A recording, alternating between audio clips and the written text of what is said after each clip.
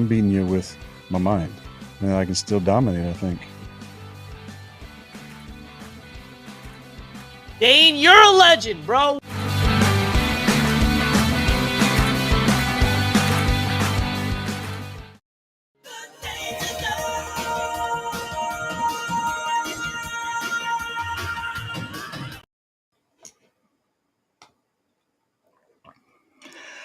What's up, everybody?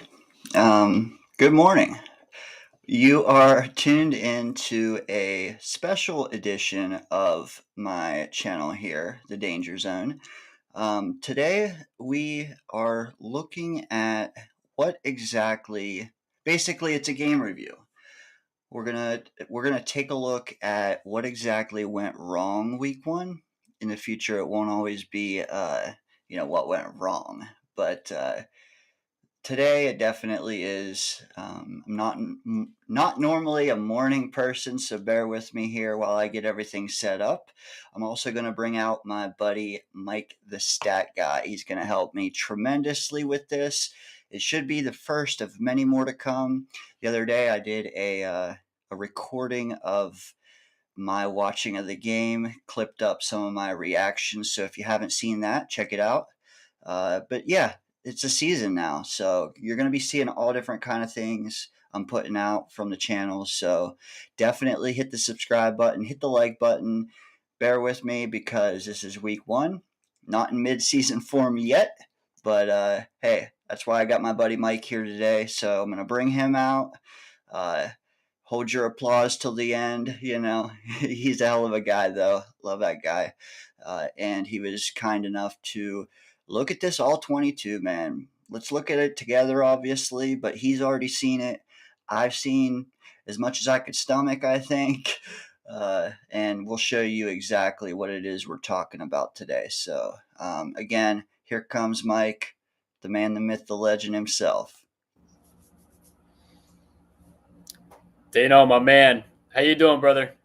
Good, man. As you can tell, I'm like half asleep, but we got this, dude. You know, you're in Yeah, one world, you know, late at yeah, night. I'm in one part, early in the morning, but late at night for me. So it is what it yeah. is. It's like a twilight zone. I'm usually a morning guy, and I'm over here late night in the Philippines, and you're in the U.S. During the day. So, but yeah, I'm super excited, ready to get into this game. Obviously, we lost. It wasn't our best game, of course, but I'm really excited to get into the good, the bad, and the ugly here. And I do appreciate you bringing me on the danger zone. Dude, love it, love it. And you know what? Cause like I don't know. I'll get my bearings on the monologue stuff, but like I'm more of a people person, so having anyone is awesome. But then someone I know and like and can talk ball, that's hey, home run, man, home run. Uh, I'm For sure, gonna absolutely. I'm gonna bring everything up now. Oh, I think we got a buddy here. What's up, Stack? Stack My in the man house. Stack. Hey, yeah, Stack. I'm in Cebu right now. Cebu, Philippines. Love it. Stack, It's a beautiful, beautiful place. he's been all around himself, hasn't he? I'm pretty I'm not sure too he's. sure. Stack, you been Yeah, to the Philippines, my man? I know he. I'm pretty sure he's been in the service. He was all over. I'm not sure if he made it over that far, but good guy for sure. Okay, nice. Um, all right, yeah, like I said, I'm bringing up the 22 now, and while I do that, I'm not sure how much lag I'll get in the future. I might do it a little differently. Maybe I'll like rip the plays and have them that way. That, I don't have to switch tabs and stuff. But having you on, you can cover for me if I am lagging a little bit. So Yeah, one and second. if there's a way for me to share my screen too, if you're having difficulties, if there's a way for me to share my screen, I might be able to pull it up as well. Hey, check it out. Stack said he was stationed there for 18 months, man. Wow, that's awesome. That's awesome, Stack. All right, so let's see here. One second.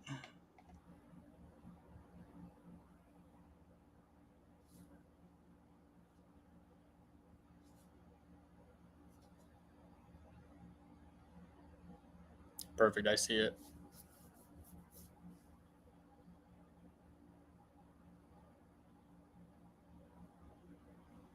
we go. My bad. One sec. How about that? Is that? Yeah, I like that. Yeah, I can see it. All right, cool. All right, so the first play we want to look at today. Maybe you want to tell them a little bit about it. Yeah, That way sure. they So know what they're look. Yeah, go ahead. Go ahead. yeah, so like I was saying before, we had a lot of we have a lot of things go or not go our way this past Monday Night Football here. Now the thing is that we had some good, we had a whole lot of bad, and we had a little bit of ugly as well. Um, this first play here, we're gonna get into a bunch of these clips, man, a bunch of these different plays. But this first clip here, we're just gonna start off here. It was in the first quarter, and one thing that really caught my eye in this play was that Quinnen Williams, who usually lines up as a defensive tackle, is at the top of your screen, um, and is at defensive end. So he's playing edge right now, and he is rushing the passer. He's rushing the passer here, and he actually does really well. He's able to beat. Actually, I think he's able to beat two guys there. I think two guys are trying to block him, and they weren't able to. So the fact that he's able to move around like that and play defensive end is tremendous. So I really applaud Robert Saleh and Ulbrich there, being able to kind of move him around and be able to, have him play a defensive end there and be able to generate pressure, which was huge. You know what? And it looks like they had Kinlaw in the center, and it looks like Mosley standing up. Yeah, good. Yeah, so it looks like Kinlaw. I saw Kinlaw there, Mosley standing up, and then at the bottom of the screen you had Jermaine Johnson there, Love and it. then I think Quincy was there as well. But so I want you to. Are you able to? Pause it there real quick, Dano. Yes. I want everyone to take a good look at this defensive formation right here, and I want you to kind of take like a mental picture of how it looks versus how it's going to look in the near future that we're going to be going over. As you see here, there are no gaps on that defensive line. Pretty much every single gap is filled, which is what you want to see. And going over these next clips in the near future, we're gonna talk a little bit more about that. Yeah, I'm not gonna lie. I jumped to the end of the book, and that is an excellent point out by you. It's definitely foreshadowing, man. Okay, so yeah, and you know what? I don't know, and this is just obviously the first example, but it's like they definitely were either trying some different things, like. Well, we'll get into it, but some of the stuff I saw in this game, I don't think I've seen out of Salah before in Ulbrich. I mean, let's not give. That's Yeah, the other I thing agree. too. Like, when Salah is getting the good, it's no JD deserves it. When he's getting the bad, it's all him. Because don't Right. I feel? Have you felt like Ulbrich's gotten a pass since this game ended? I mean, yeah. So we all know that it's Ulbrich calling the plays defensively. Salah is supposed to be the CEO, right, of the team as the head of the staff there as head coach. I don't know. I don't think Ulbrich has been getting enough flack for this performance here. I think it's mainly on Salah. But I'm Salah has been taking it. He's pretty much taken his licks there and accepted it. So, but really, Salah and Ulbrich are hand in hand. They're when I'm talking throughout this podcast here, whenever I mention Salah, pretty much it's interchangeable between Salah and Ulbrich defensively because they are ultimately responsible for the defense. Fair point. Fair point. I like it. Now the next one here, I believe, correct me if I'm wrong, but might be the play we turn the ball over. I'm just Yeah. gonna let it So run, and buffer through. Go ahead. yeah, sure. So this next play here is going to be the Breece Hall fumble. So we have Aaron Rodgers here, and as you see, Breece Hall is going to be motioning over, Aaron is calling the protections there. He sees something. He's calling for protection, extra protection. And as you see, Brees Hall kind of slips out, and then Aaron Rodgers is gonna notice that, and he's gonna check it down, right? So he checks it down. Brees Hall is able to catch the ball, but one thing that I want to kind of bring up here is that Brees Hall is not used to quarterbacks like this who are able to kind of react so quickly and dump that ball out so fast. And I think that's one of the reasons why he fumbled the football, because he wasn't ready for the football, because it never really happened like that in terms of he wasn't really expecting it to be that fast. So he's so used to Zach Wilson and Tim Boyle and Trevor Siemian taking so long to process what's going on, that Aaron Rodgers just takes a millisecond, that he knows exactly where he's throwing that ball, and that was that check down. And I think that's one of the reasons why Brees fumbled the football, because he just was not ready. He wasn't expecting the ball at all, in my opinion. So in fact, it looked like a shovel, or like a pitch play. Yep. And definitely savvy by the veteran quarterback there. And in the future, I'm sure we'll be able to capitalize on that. But I forget the linebacker's name, man. He is excellent at going after the ball. You're talking about Fred Warner? Yeah. Yeah, Hall of Fame Fred Warner. Yeah, he's a beast, man. He's gonna be a Hall of Famer. So he is excellent. A little choppy with the footage. I can tell that NFL Plus does not like share screen, but I think you guys will be able to get a gist at exactly what's going on. And honestly, I'm pretty I sure think it's going well. Most of our audience probably remembers this play as well, but I'm going to jump to the next one here, and I think it involves Quincy, if I'm not wrong, but let me know here while I bring it up. Yeah, no worries. Yeah, so the next play is going to be one of the good things. Remember, I was talking about there. We did some good things on Monday Night Football, and this is one of the good things. Quincy Williams, man. What I want you to do is I want everyone to take a look at. It's kind of hard to tell, but I think he is at the. Well, obviously look at middle linebacker, but look at the right side. I'm pretty sure that's Quincy, because I think Mosley is on the left. So look at Correct. The right side of the middle, and I'm pretty sure that's Quincy there. Just keep an eye on Quincy Williams here and what happens. Yeah, and I have a slightly bigger screen on mine, and if you see Kinlaw, I believe it's him right behind Kinlaw. Yeah. I believe behind Quinnen is Mosley. But yeah, let me let it roll here. See what we get. Come on. Yeah. So again, we got four guys rushing the quarterback here, and we have Quincy Williams. He's scanning, and then he's gonna follow. I think it's Kittle here in this play. Here, let me let it. And the big thing about Quincy too. The big thing about Quincy too, man, like he is just so good. Like he's so fast. He's able to cover. He's able to do well against the run. Like this guy, it really is a great player for our team.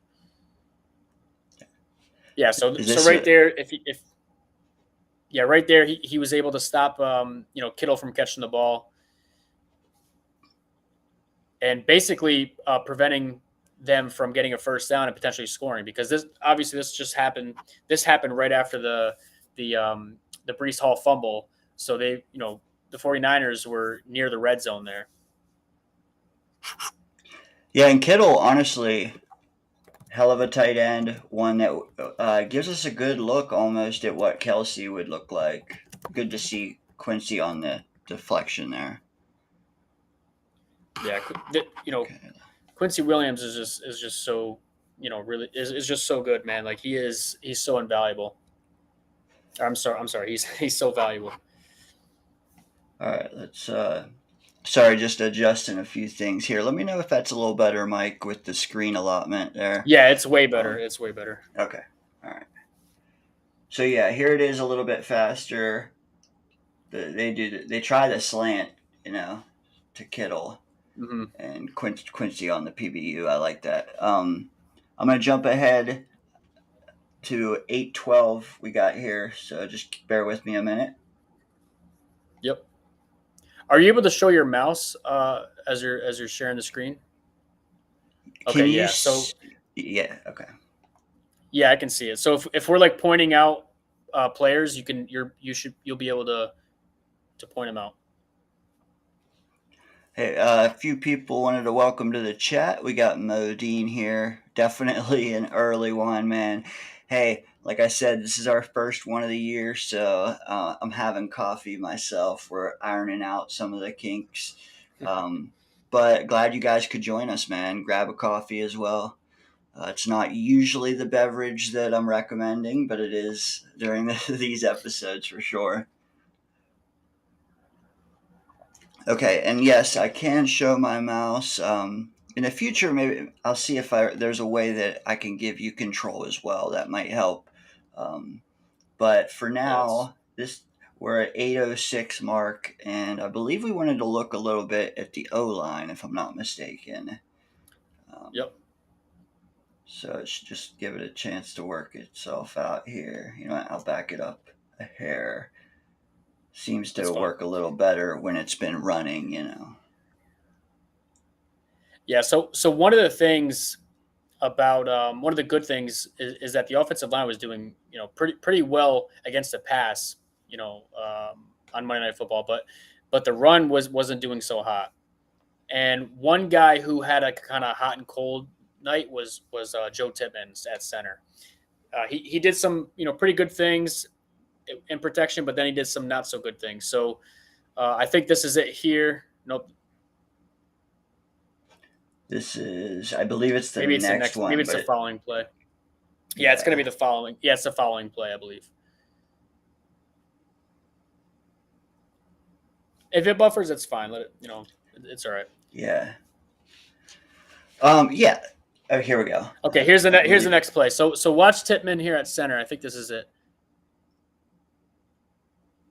Maybe not. Maybe this isn't the play. Oh no, this is the play. This is the play. So as you see here, it's a toss to the right to Brees Hall, and what Tippmann does is that, as you see here, he's going to be trying to stop Fred Warner from pursuing, but the thing is that Tippmann wasn't fast enough to get to Warner, and essentially instead of blocking him, he essentially pushed him into Brees Hall, making it even worse. So that's one of the things that really caught my eye here. Yeah, you see that. So Tippmann took a pretty bad angle, thinking that he can sprint to Warner instead of taking a better angle and being able to block him.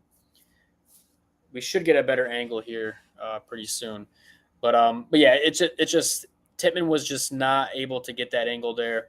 I think if he had gotten a better angle, I think he would, Brees Hall would have been able to get maybe a couple more yards.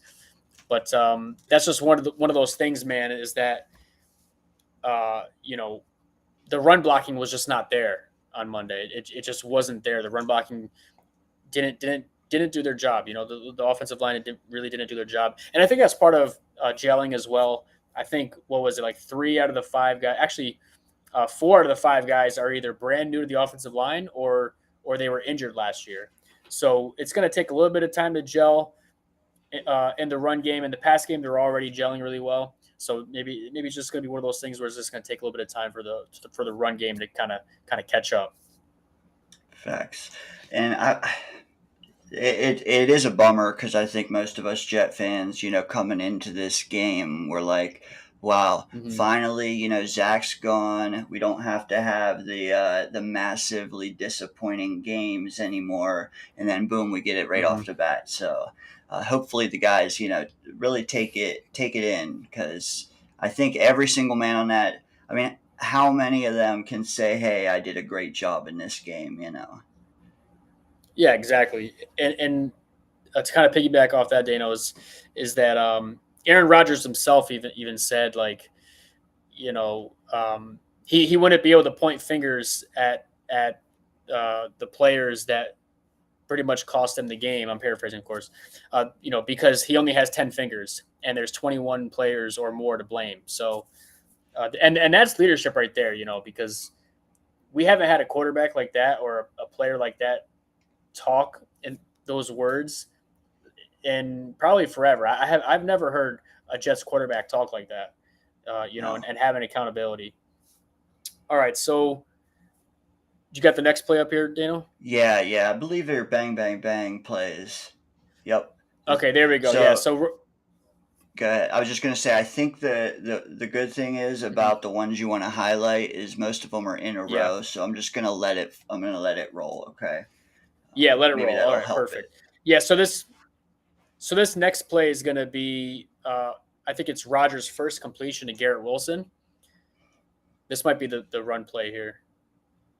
Yeah, this is the run play. We'll just watch this back one more time. But you see Tippmann, he basically pushes Fred Warner into he basically helps him, accelerates into the tackling Breece Hall, which is no bueno. But I think over the weeks the offensive line will gel a little bit better with the run game there. And again, Fred Warner is just a beast, man. Like, had that have been a regular average lineman, not lineman, linebacker there, maybe Tippmann would have been able to stop him. All right, so this pass here, what a beautiful pass. Can we just talk about how Aaron Rodgers just throws this dime here to Garrett Wilson? This is Garrett Wilson's first catch from Aaron Rodgers in a live game, which is awesome. Good point. And I like the placement on it too. Excellent. Yeah, look at that. We haven't had a quarterback like that just in so long, man. It feels so good that he's our quarterback, being able to just place it anywhere, just throw a dime to our guy Garrett, and Garrett being able to go up and catch that ball. See, and what I like too is Garrett knew it was coming, but he didn't totally give it away. So the linebacker wasn't able to break it up or linebacker safety wasn't able to break it up till the very last second. So that was nice. Right. All right. So next up we have take a look at oh wait, this is the same play, right? Dump over the middle. Oh, this is the AVT play here. So what I want you guys to do is take a look at AVT. I think he's going to be on the left side of your screen. He's going to be right on the left of Tippmann on your screen. Ooh. Oh man. Great blocking. He was blocking 99 on that one. Let me take it back one more time. Mm-hmm. If you see 99, watch him.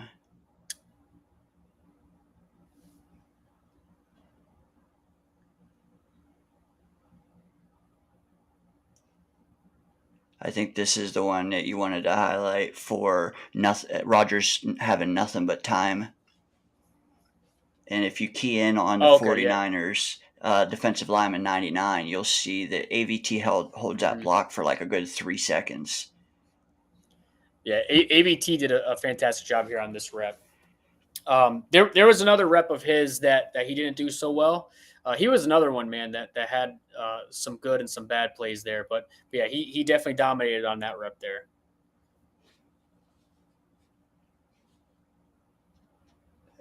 And let's see, we are. I think this one might be the play. I think he did it right after. I see what you're saying now. Yeah, might have been flip-flopped. Okay, this one is the play. So we just saw AVT dominate, right? Now we're going to see him not dominate. In fact, he gets completely owned.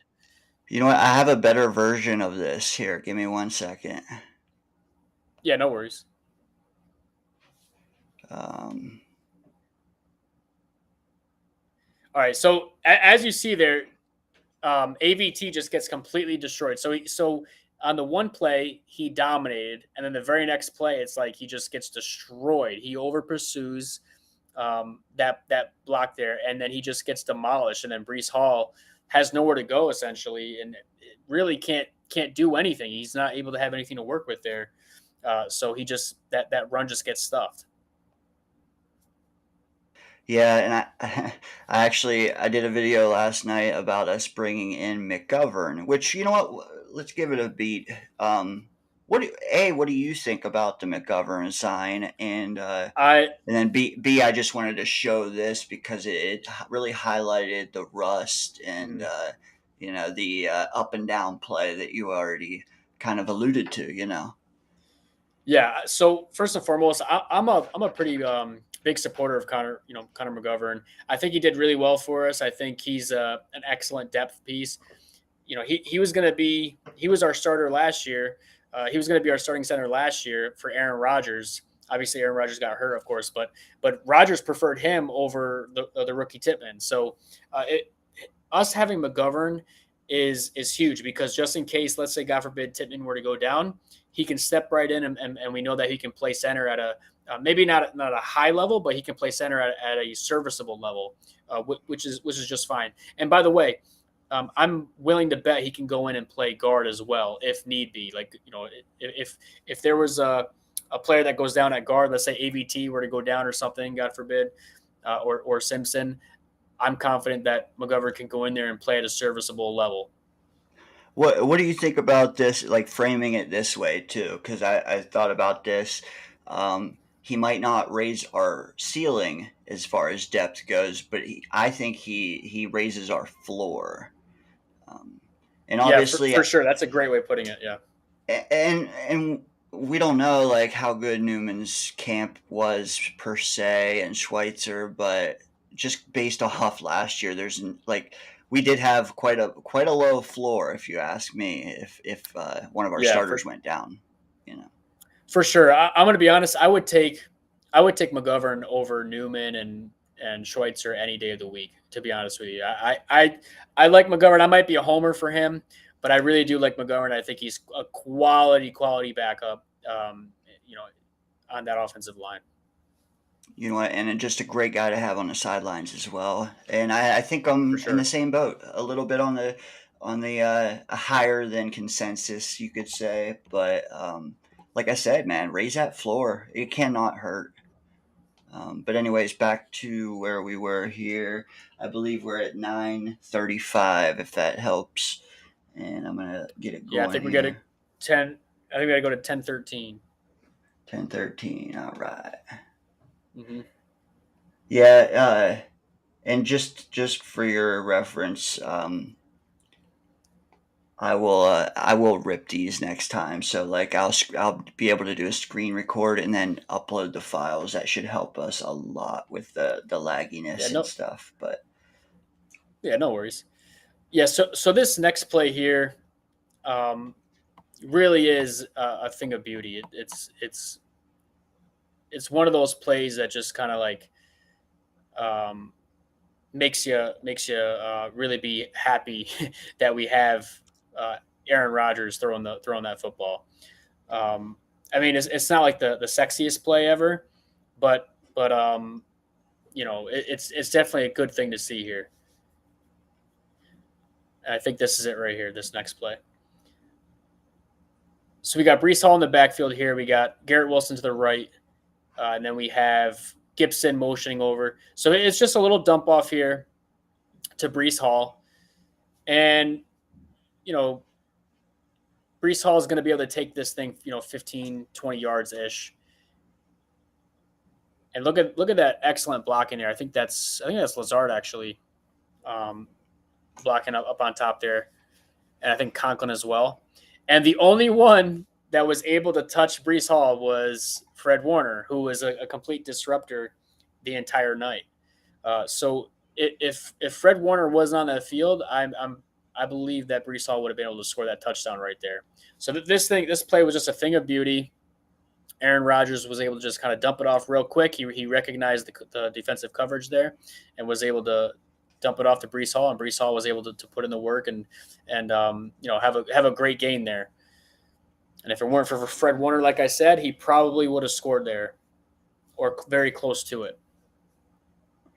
I love it. Yeah, Warner, man, he's no joke. And a lot of people, hey guys, I mean that is maybe not, when it's fully healthy, that is the best linebacking room in football. So we got a For sure. display. So, maybe not, like I said, consistently, because they were a man down, but that's the gold standard, Mm-hmm. and that's what we need to get to by December. Absolutely. All right, we're at 10:51 here. Just give me a few on this. Yeah, no worries. No worries. So the next play here, it's and it's an incompletion here that's going to be coming up. But the biggest thing that I want you guys to focus on is the fact that Aaron Rodgers has so much time to make decisions, so much time to throw that ball. So as you see here, we got Garrett Wilson on the left there. We have Lazard on the right.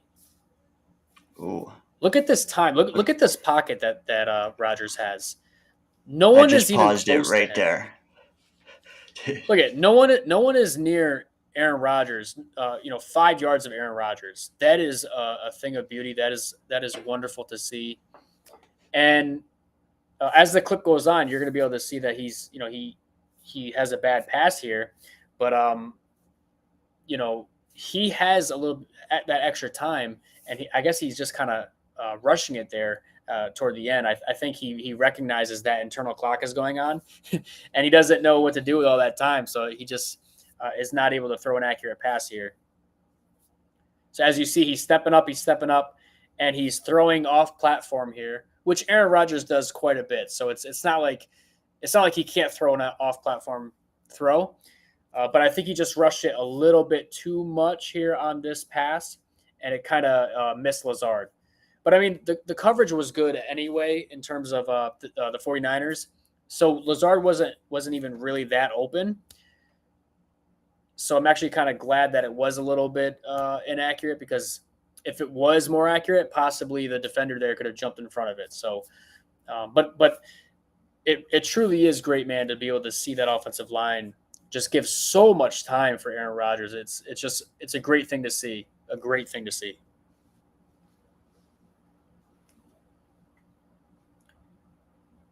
All right, and then I think this next play here, I believe this is the play here. You're going to see Garrett Wilson motioning out here.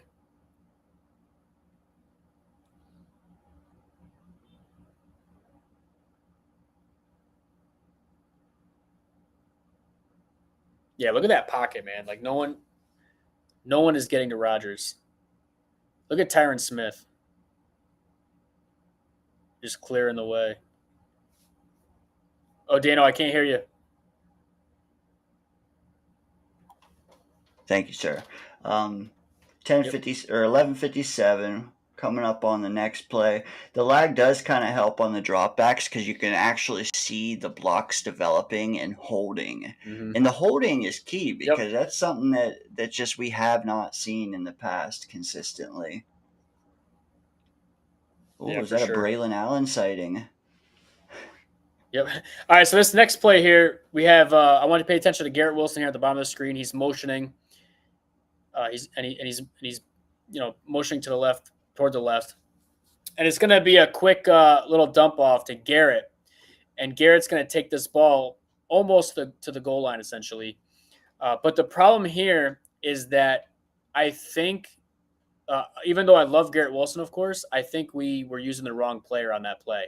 I think Malachi Corley should have been in on that play, because as you see, when Garrett catches that ball, and he's got incredible speed, of course, and athleticism, but if you notice there, if we had Malachi Corley doing that play, he would have been perfect for that red zone kind of threat, being able to just bully, cornerbacks and safeties. So as you see here, the safety recognizes it. He runs, and basically Garrett has nowhere to go, and Garrett is not running through anybody, unfortunately. So as good as Garrett Wilson is, he's so shifty and elusive. He's not running over anyone. So that play right there, as good as it was, we had a gain, of course, and we ultimately did score on the next play. I think Breece Hall ran in for a touchdown there, and I think on the next play or two.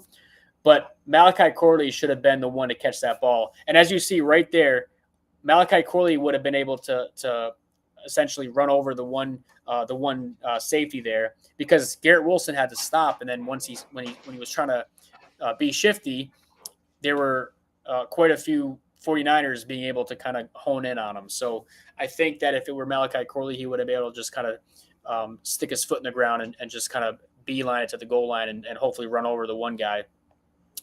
But I digress. I think the next play, I think this is the Breece Hall play. Breece Hall touchdown, first touchdown of the season for us. And this is pretty much where things started to go really bad for the Jets, offensively and defensively. So we went down, we marched down, we scored a touchdown there. I think it was 7-3 at that point. And then from there, it's kind of like the 49ers just kind of went off on us. All right, so this is really where we struggle defensively. I think is this 13-48, Dano? It's about to be, yes. Okay. Should So remember when I was telling? Yeah, this is it right here. Can you pause it right here real quick? Yes.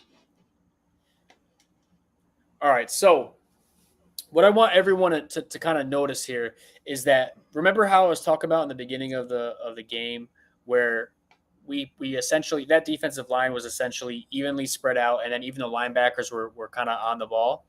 Well, this is kind of where, for whatever reason, Robert Saleh and Ulbrich kind of went away from that. And I want you to take a good look at where Quinnen Williams is. Can you kind of point out where Quinnen is right there in the middle?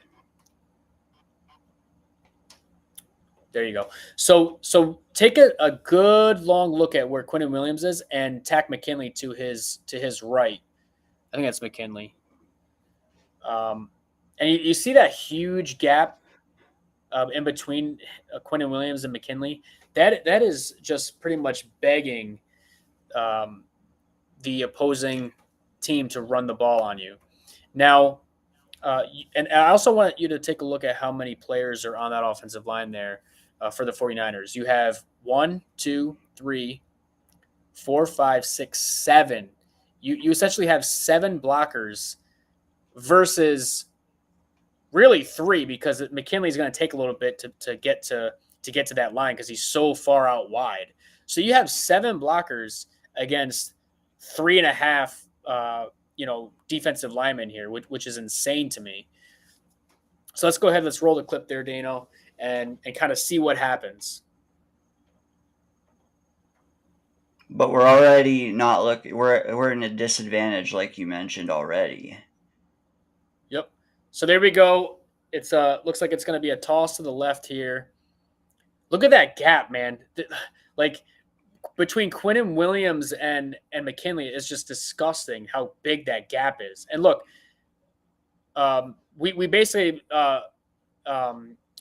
made Mason look like Barry Sanders on Monday night, which is insane.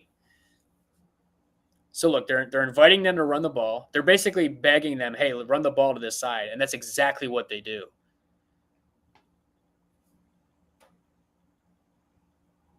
As you see, Will McDonald is completely out of the play. Quinnen Williams is pretty much out of the play. And it wasn't like, don't get me wrong, it wasn't like a huge gain by any means. But this, right when that happened, I guarantee you, Mike Shanahan was like, okay, this you wanna come at me like this, then I'm gonna be, we're gonna be running that ball. Yeah, so Shanahan took one good look at that at Ulbricht's defense. It was like, yeah, we're gonna be running the ball there, and we weren't able to stop it all night. And it's bad when you have like the national analysts, like when they saw this all 22, they pointed out this one, but they also pointed out like 20 other. I mean, that's one thing I wanted to get straight. Like, we're only showing you a few samples.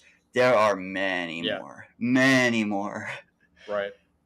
Yeah, man. It was all night. It really was. It was all night. And the thing is like, what the hell is halftime for? Like, what aren't you supposed to be making adjustments? Like, and you can even make adjustment. You don't even need to wait till halftime. Good teams make adjustments the very next play.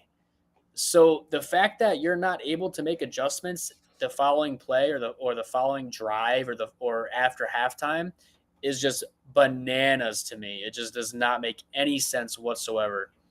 And I'm going to get into it even more. I'm going to be hammering this defense. All right, So we're at the next one 14-20. again. All right, 14-20. So let's go ahead and pause it real quick here.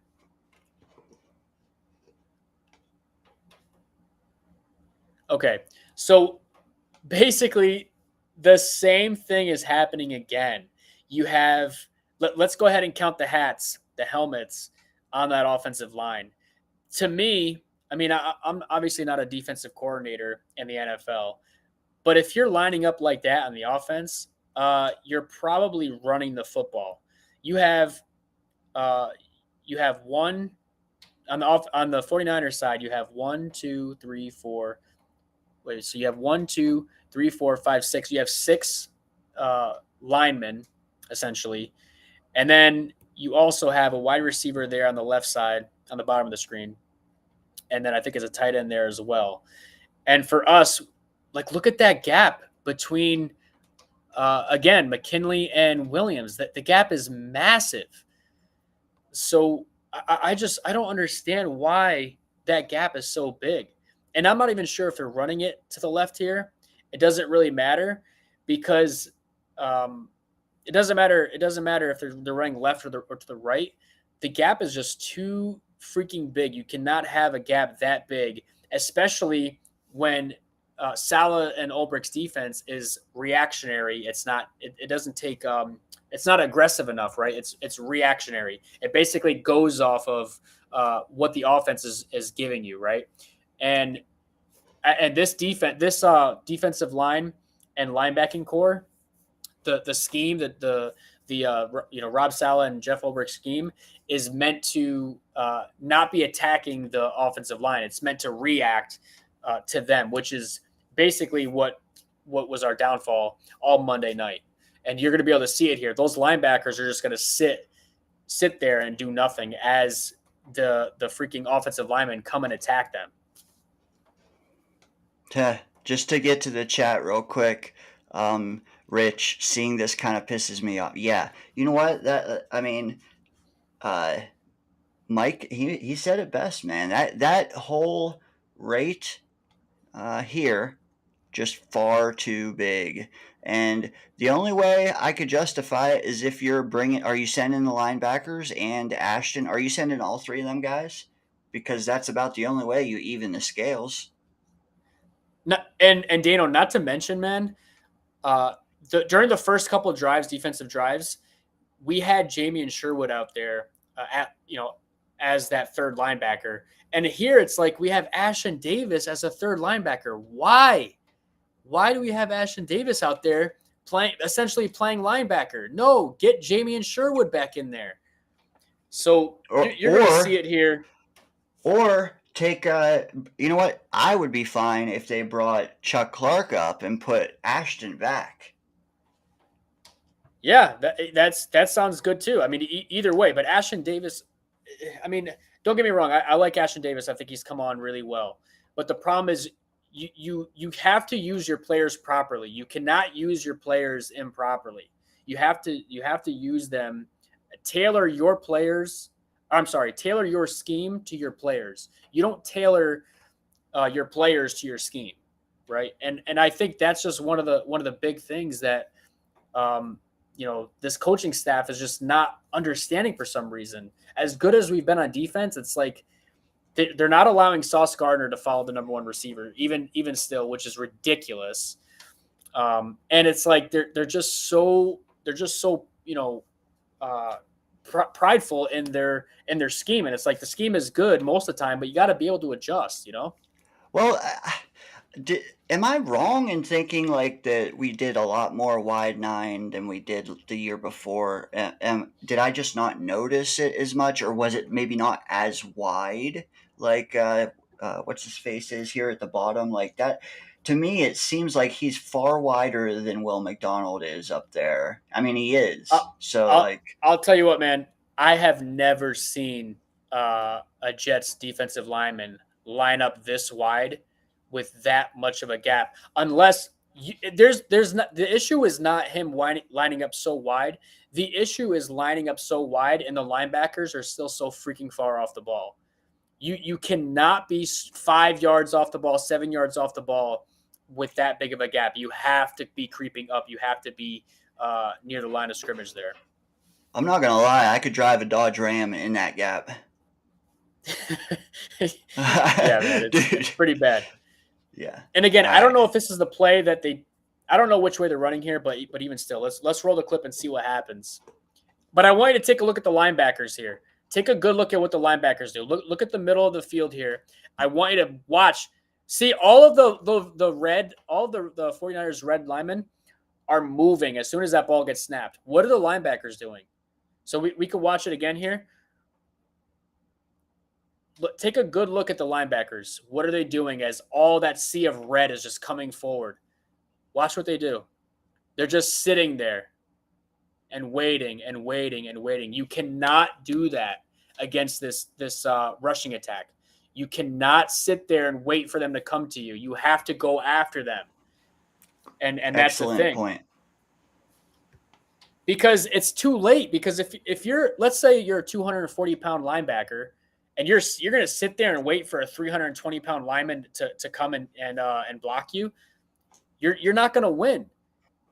You have to use your speed to be able to push that lineman off the line of scrimmage. You can't just sit there and wait for him to come to you.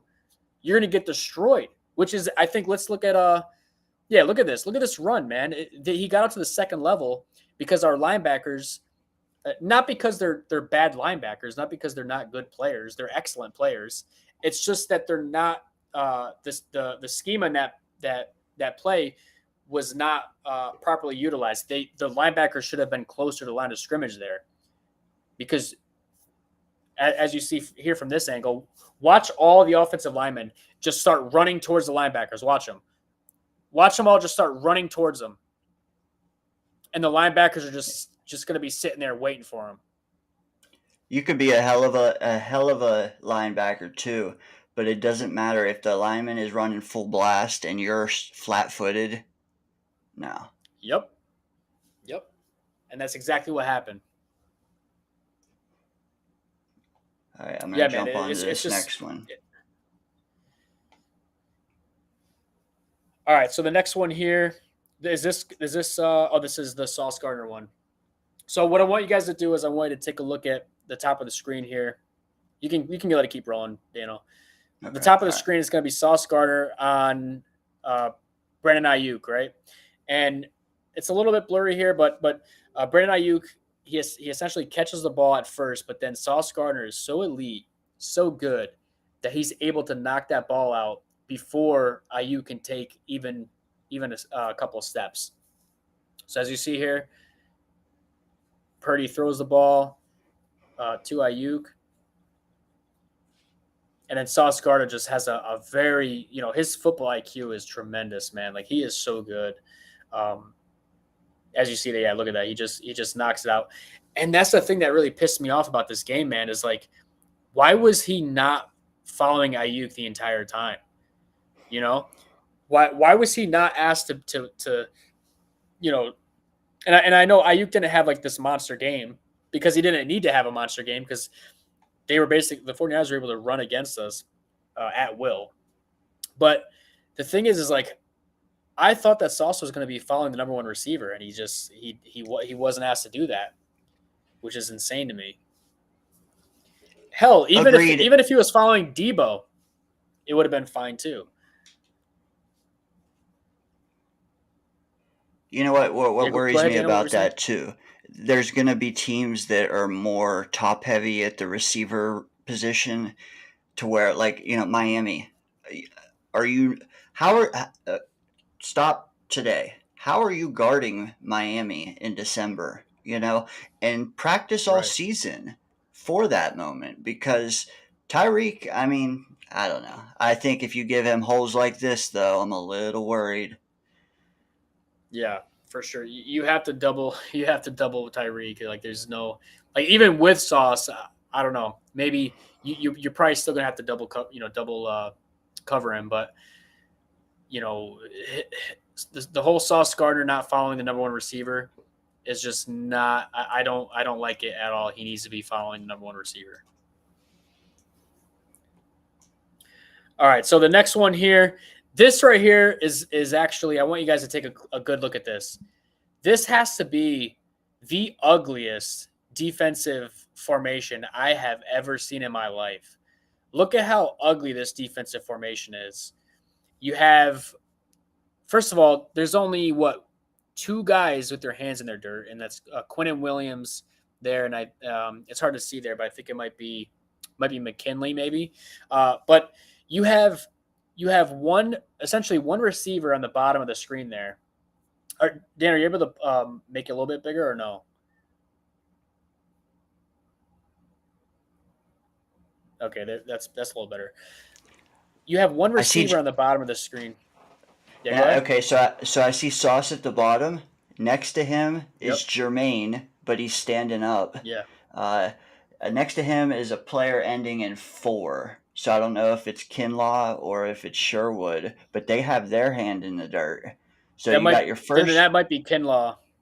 Okay. And then, like you said, in the middle, I think it might be Mosley, but he's standing up. Then you have Quinnen. Quinnen's down. And then possibly Will McDonald, who's crouched, But like you said, only the DTs.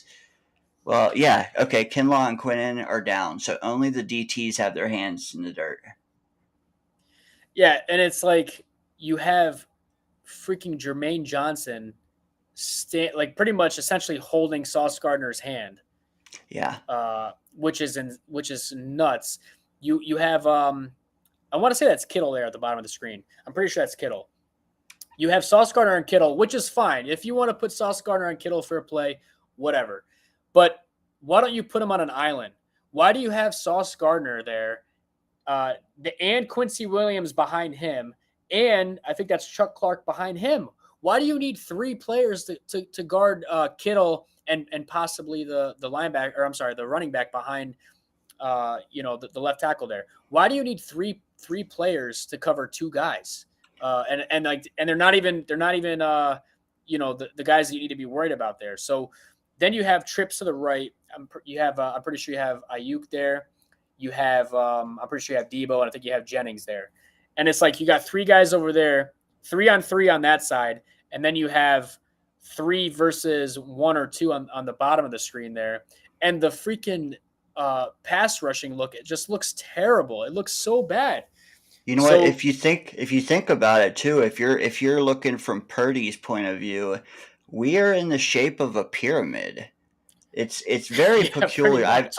I've never seen a line, and this is my first time seeing it, to be honest. But I just look at the hashes. How many guys do you count that are on the hashes or outside of it? And then how many do you see between the hashes? Because I'm only counting 2 guys between the hashes. Yep. You could definitely, you know what, I'd call it draw play. It looks like a passing for sure. play, but right down Main Street, man. Yeah, man. It's like I just feel like this defense is just getting too cute. Like they're just trying to get too exotic. They're just trying to do too much. Just simplify it, man. Just simplify it. Let Sauce take away the best receiver there. And the worst thing about this whole thing is that it basically feels like we're not trusting our cornerbacks to do their jobs, which is insane to me. We have the best cornerback trio in the NFL, and we're not relying on them and trusting them to do their jobs. So can you pause it right here, Dino? All right, so this was a pass play. Are we able to bring it back just a little bit? Right when Purdy was at the top of the what is it called? The pass there. Okay, 1 sec. So here we go, pre-snap.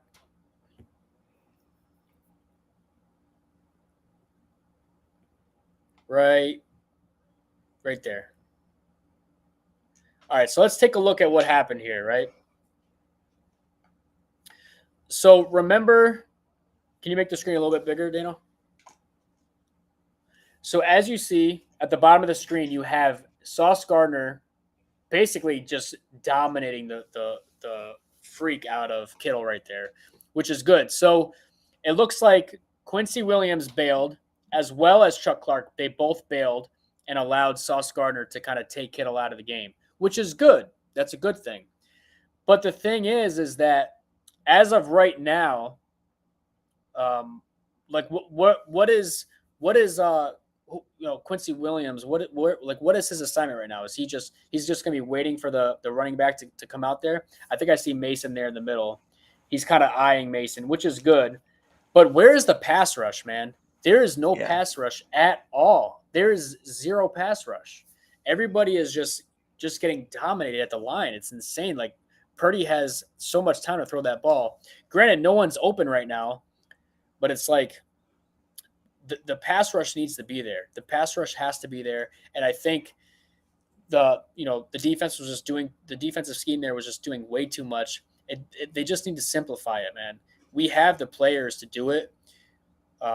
You don't even need to show that, Sauce Gardner was going to be basically on an island here with Kittle.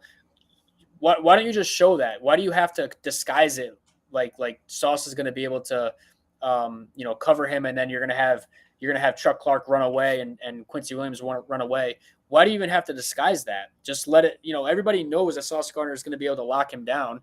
You don't think Brock Purdy is thinking, man, I'm going to immediately throw this ball to Kittle? No, he knows that Sauce is over there. He's not going to target him. So, but the biggest thing here is like there's no pass rush on this play, which is insane. Yeah, and like you said, the Mason and Quincy are eyeing each other. Everybody else is a hat on a hat. So our only free man is Clark deep. But I worry, like, what if that's Patrick Mahomes? What if that's Josh Allen? He could easily. I mean, we do have a little bit of contain on the edges, so I like to see that. However, we're not beating our men. It wouldn't be hard for a Josh Allen to just take a step up in the pocket, let them guys over pursue, and then scramble for 10 yards. Yep. And I can't remember if this is the play that is incomplete, or if he actually does complete this to Jennings, I think it was, or Ayuk maybe. Maybe it was Ayuk. So he's getting so that's a ball to Ayuk right now, and it's a completion. And take a good look at who's covering him. Actually, the next play, we can let it roll because I think it's okay. Next play. Or the next clip, I mean. It's the same play, but it's another angle, different angle. So that's Ayuk, and that's Tony Adams covering Brandon Ayuk. Why? Why is Tony Adams alone covering Brandon Ayuk? You have to ask these questions. We have Sauce Gardner taking Kittle away when you could have had Quincy Williams taking Kittle away like he did earlier, and you could have had Sauce Gardner taking Ayuk away. So, I mean, these are just questions, man, that myself as a fan just ask myself, like why? Like, why? You know what I mean? Like, we're so worried about making, like, disguising our cover 2 defense, which everybody knows that's what we're doing anyway. It's like, we got to play some man sometimes. We have to switch it up. All right, we're jumping over to 17:41. Just bear with me a second here. All right. Yeah, no worries. So one of the biggest things, guys, is that the Jets were not able to make, tackles on Monday night. We just, I don't know what it was. Maybe it was the fact that we didn't have a lot of playing times for our starters in the preseason. Actually, they essentially had 0 playing time in the preseason. But, man, it's like we could not make a tackle to save our life, which is nuts to me because, if you look at this play here, you can let it keep going, as you see here, we all know this is probably going to be a running play. And as you see, Jermaine Johnson is able to get in the backfield there, and he makes a great play, and he almost had a tackle for loss. But then you're going to see a little pitch out there to Debo, and you see, look, Quinnen misses. Then you got Mosley running up. Let's see what Mosley is able to do here. Yep. Then Mosley misses. Then you got Kinlaw. You got Kinlaw, Jermaine Johnson, Mosley, Quinnen again, all miss. And then finally, Sauce Gardner is able to come up and make a play. And then he got winded or – yeah, Sauce Gardner freaking – like, I don't want Sauce Gardner arm tackling Deebo Samuel, okay? That's not his game. That's not – Sauce Gardner should not be – we should not be relying on him. Honestly, though, this play though, if they show the other angle, which they ought to, you could cue up circus music too, because it's pretty. Yeah, man. This has to be some of the worst tackling I've seen for the Jets in quite a while, and I've seen some pretty bad tackling by the Jets, but man. It's almost like – and Deebo Samuel is not the fastest guy ever. It's like, what does he run, like a 4.5, 4.6? He's not that fast. So the fact that Mosley was not able to tackle him kind of concerns me a lot. If Quinnen did get that first one, man, it would have been a hell of a loss, but none of it was pretty. And him coming back trying a second time, he just took out another one of our guys. He took out Jermaine, I think. Yep. Yeah, I mean, look at them all, man. Like, so many missed tackles. It's just crazy. Look at Quinnen's pissed. He's out there. He's clapping his hands in anger. He's pissed. All right, we just have we have a couple more left. Yeah. Let's jump ahead. 23:57. Take a look at that.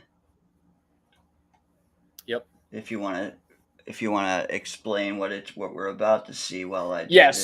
So basically it's just the same stuff, man. Just bad tackling, bad defensive scheme for what we were trying to do, what we were trying to stop.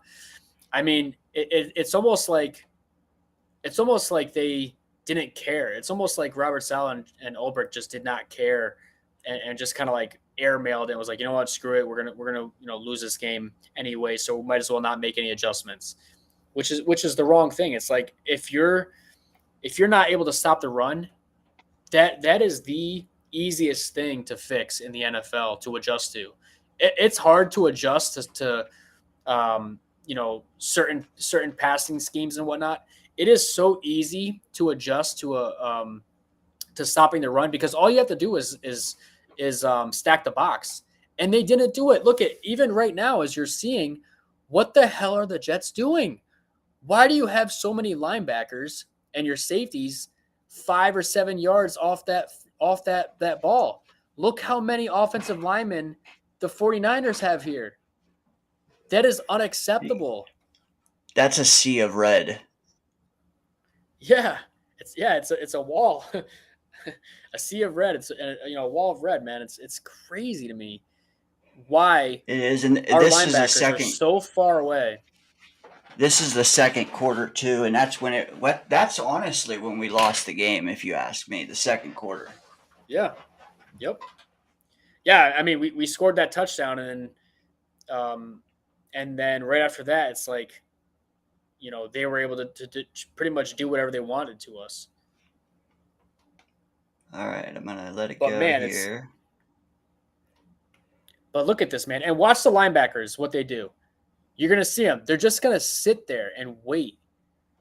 They're not going to attack them. They're just going to sit there and wait and let the linemen come to them. Look at them. They're just sitting there. What are they doing? Go and get them. That's a good point. I don't know the down and distance, but like the ball carrier has it's honestly like they wait for the handoff before even considering what to do. Exactly. They're reactionary. They react. All right, he They were just got the moving handoff. laterally. What do you think of this still frame here? As a I think running it's back, terrible. yeah, yeah. It's terrible because look, you already have, dude, you already have two linemen. How the hell are 320-pound, 330-pound linemen able to get 4 or 5 yards up the field, and your freaking linebackers are still exactly where they were pre-snap? That is just That, disgusting. that's a good point. If you That's look, and disgusting. you're talking right here, right? Yeah. Why are Yeah, those big fatties able to be in your face like that, 5 yards up the field? You know what I mean? yeah. I think And and honestly, it's like Tony Adams against a freaking lineman. You're not going to win that. yeah. That's Tony And Adams right there, right? Pretty sure. yeah, it is. Tony Adams right here. Yep. Uh, and there's a hat on a hat. Like that sea of red is doing their job. They have, dude. If he pops outside, man, that could be trouble because our guys are a little behind. But also 100%. down, I mean, our only Oh, advantageous players are Sauce down here on an island. yep. You got the safety back here. You got three guys out of the play, So, and then yeah, and maybe guess him. what? But guess How what? you He's just right said there. that, Dano? Yeah. It's funny you mentioned that what you just said. I want you to take a wild guess of who you think makes first contact with Oh Mason God. here. You know what? Out If of I had all to these guess, players on the field, who was the first one to contact him? so I don't know which way he's going, obviously, but if I Yep. not knowing you not setting it up, I would probably guess Clemens because Mm-hmm. maybe he tries because I'm thinking to myself, is Mason gonna skate through here? But knowing what you Mm-hmm. said, am I gonna guess Sauce? We'll see. Let's go ahead and roll the tape. That would be bad. That would be bad. I think the other angle shows a little bit better. Look at that. Look at Oh that crap. man. I mean, he misses the tackle, but he makes first contact with him. He pretty much, again, he tried arm tackling, but it's like, Sauce Gardner is not designed to be tackling Well, running and backs like that. also It's just I not his don't game. I don't know if he did a hop step or what, but All right, Clemens check and the this O out. lineman just went right by. Yep. Yeah, so check it out from this angle. I think it's probably even worse from this angle. Look at that. Just let it roll. Look, like this is just disgusting. How this defense is lining up right now, and just allowing the offense. Watch how the linebackers they move laterally and they just let the linemen come to them. It's so bad. Watch, they're moving laterally. Those linemen are coming to attack them. Boom, you're done.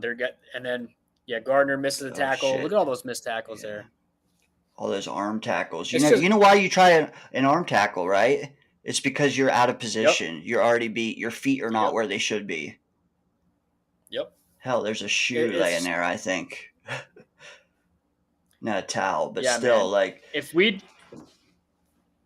don't clean this up for the Titans, I think Tony Pollard is going to have a great day. We have to clean this crap up. I think this might be the last play, for tape wise anyway. And it's only the second this. quarter. Are we at This is the 24? one Are we at though. 24-34? Yeah. Yeah. So this play right here should really infuriate you if you're a Jets fan, right? Going throughout the entirety of the night, we understood that we couldn't stop the run. So again, the gap is a little bit better here, but again, why are the linebackers so far away from the line of scrimmage? Why are we not stacking the box? Why do we still have two high safeties? Why? They've been doing the entire time is running the ball. So check I this queued out. it up. We saw it twice already, but let's So look at it one more time. yep. So we got two safeties up top, up high. They're running it to the right. Bad tackling. Look at that. This is just it's just bad, man. It's bad. And this is exactly what I meant when I said I couldn't even watch the whole thing, man. I couldn't because we're not even at halftime. Yep. And what's worse, Dano, is I think the same thing happens again, if I'm not mistaken, the very next play. What time are we at? What time stamp are we at right now? 24:52. All right. I'm I'm kind of gonna go to the curious to see. 26:03, or Okay, that's it. The 26:03. So this is like a play or two later, I believe, or maybe it's in the following drive. Check. We're gonna check out this I'll play get it. here, and it should piss you off as a Jets fan just as much, or if not more than that last one. And it's like the same thing, man. The defense was just not adjusting. They were so reactionary that they were not aggressive at all. And their reactions were slow. 26:08. Yeah, so take a look here. I think this is going to be a handoff. If this is it, this should be the handoff. Yeah, so it's going to be a handoff to the right. And just look at this, man. Oh man, This is so bad. This is just gross defensively. I see you. So Mo. here it is again. And it's not all doom and gloom in terms of the season. Listen, this is the worst. This is our worst opponent, our toughest opponent. I'm actually predicting. I think Dano, you and I both were saying that we're going to be 7-2 at the bye, right? So listen, it's not all doom and gloom. These are just things that we need to clean up, and especially on the defense, which they should. I really do believe that Robert Saleh and Jeff Ulbrich are going to look at this tape, and they have looked at this tape and said, yeah, listen, we need to make adjustments faster, and we need to be able to be attacking instead of just letting the offense come to us. We need to be able to essentially impose our will against theirs. You know what? And I'm going to show it from this other angle before I take it down, and then we can just generally chop it up a little bit. But, if what's that saying? Everybody do your 1/11th, man. If everybody does that a little better, dude, some of these mistakes are very, very easy to correct. Very easy to correct. For sure.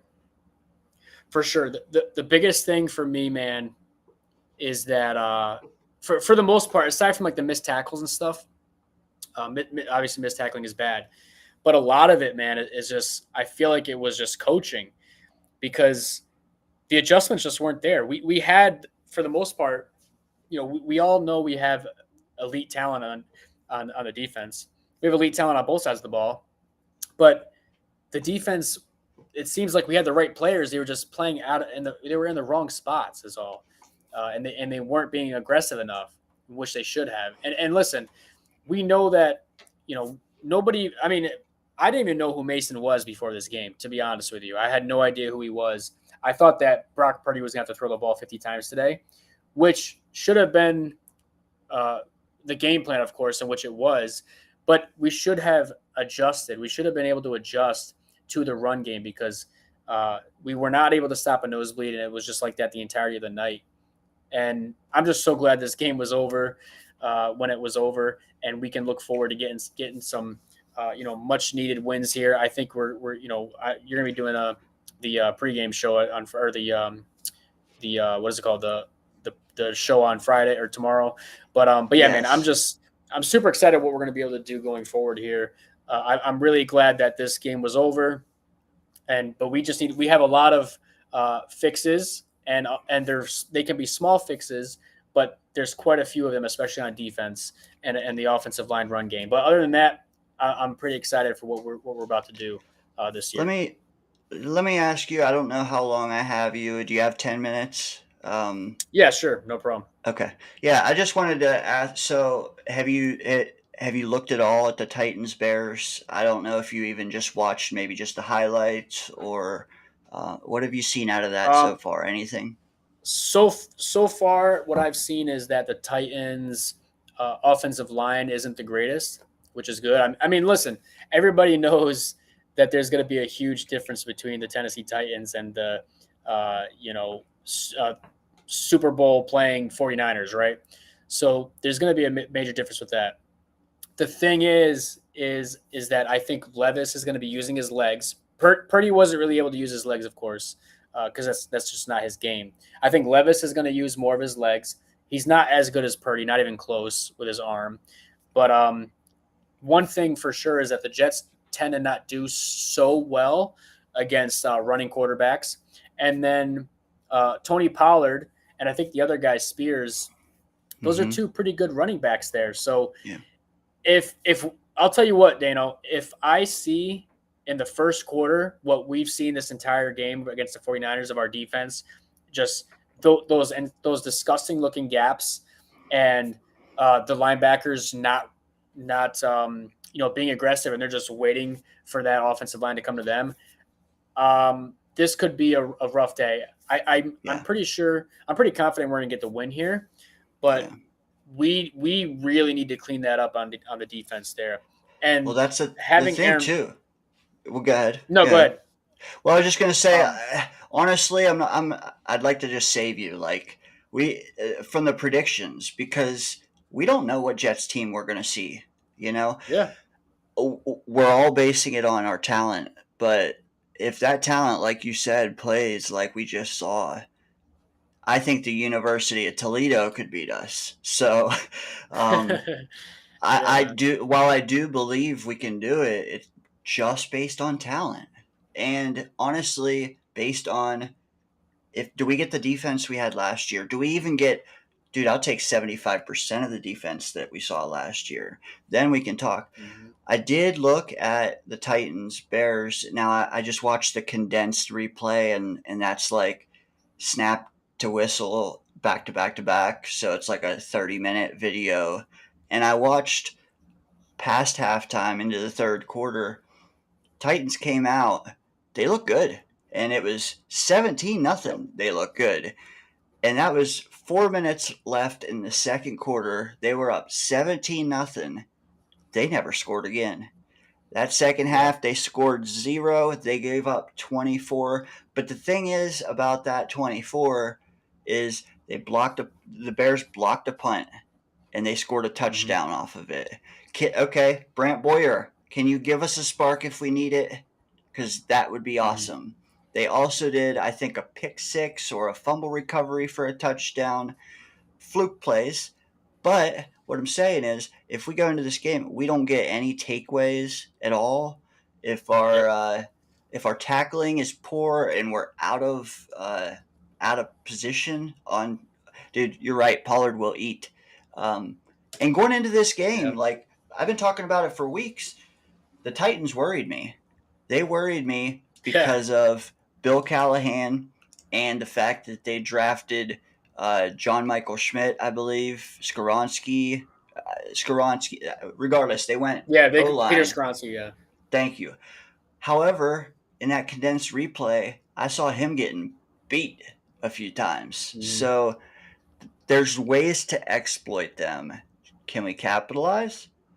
Right. Also, can we clean up can we wipe our own ass?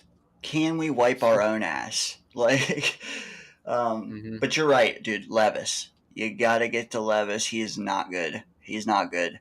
The only reason they were 17-0, Pollard had a very nice run, and they did. So, like, young team, up and coming, still gelling, still meshing. Dude, it's a game we got to win. We got to win this game. Yeah, man. I'm 100% agreement with you there. And the thing is that obviously Shanahan worked with Saleh, of course, for such a long time. They have such a great relationship, so they pretty much know each other in terms of their scheme inside and out, right? The thing is that I think we kind of just opened up Pandora's box here and basically put the league on notice of like how to beat us. Yeah. And that's what's kind of concerning me there is like, even last year, we were 25th against the run. We could lock down the pass, no problem, but we still ranked 25th in terms of yards allowed in the run game. And that was with JFM and Bryce Huff. We don't have Reddick is probably not playing for us for a long time and possibly even ever, right? So we don't have Reddick anymore. We don't have Bryce Huff. We don't have JFM. We have Quinnen Williams now playing defensive end sometimes, which is cool, but it's like that shouldn't be a thing, So I'm getting kind of nervous here, man. Again with this whole run defense, but as long as I just think that we're going to have to change our scheme. I think Salah and Ulbrich are going to have to swallow their pride and say, listen, once in a while, we're going to have to make these drastic adjustments and play more man and be more Yes. aggressive. We're going to have to blitz more. You have to blitz more if you're not Yes. able to stop the run. It's just, That it is what zone. it is. And we Yeah. didn't even harp on it. We were looking at the trenches mainly, but that zone, the holes in it, sometimes like Yeah. intermediate to deep middle. And I'm again, we talked about down the hashes. We did not have enough guys in the middle of the field. In Yep. that zone, Jennings was cooking us in the intermediate 15 to 20 yard. He would just, dude, he would just sit in the middle of the field and Yeah. boom, boom, hit us like three or four times. Yep. So you got to tighten up if you are going to play a zone, you got to tighten up the holes. You have to. And you have to pressure. You have to pressure the quarterback. If you don't pressure them, it doesn't matter how big your holes are, the holes will be found if they have all day to Mhm. throw. Now, it might not even matter week 2, but like you said, the league's on notice. And now, whether we like it or not, the areas that we sucked in, we have to get better on. We have to, because now everybody knows, hey, unless they correct it, we're bad at this, and Mhm. this. So Yep. um, I would love to see man. I don't know why we're like. Could you imagine Rex running zone? um, No, I was actually gonna bring that up to you. Like in terms of, it's funny how as good as we've been on defense, I feel like the players that we have would do so well in Rex's scheme. Like, could you imagine if we pretty much just said, okay, Sauce, DJ Reed, and Michael Carter are pretty much on their own islands the entirety of the game, and we are dude, just bull rushing the crap and sending pretty much the house almost every single play. I would That would be love to fun to see that. watch, man. Yes, That I would be would fun to love, watch. And dude, just kind because of then trusting your guys. you have accountability. Every man has to. Guess what? You don't have to. You beat your man, contain your man, cover your Yep. man. Like that's Yep. that's for I think our secondary would love it. I don't know what's going on. Like, are we doing zone to negate some of our like Mosley's speed a little bit on tight ends? I don't know. I wish. I mean, maybe that's just a principle thing and stick to your guns. But even I feel like even last year we were able to switch to man on third downs. In this game, I don't think we did. No, I don't think so either. I don't know, man. I just think like they're so set in Rough, their ways.